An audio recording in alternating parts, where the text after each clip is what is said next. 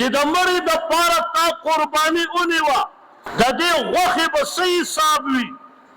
یا دې د نبي علیه السلام دپاره قرباني ونیوه یا د پلار دپاره دې قرباني ونیوه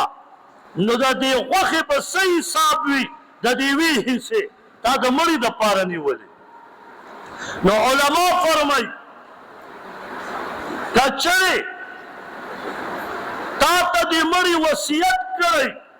چې لکه بچیه که زه مړ شم زما دپاره ګورې هر کال قرباني کوه نو دغه غوښه بیا دغه د مړي د حصې دپاره دغه سړی بیا دغه غوښه سکلی هم نشي د مړي چې کومه حصه ده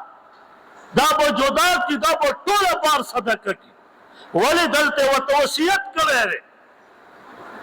او که چېرې مړي وصیت نه یې کړی او د خپل طرف نه وله قرباني کې نو بیا تاله اختیار دی که دا ټوله غوښه ته په خپله کور کې ایساره هم جایز ده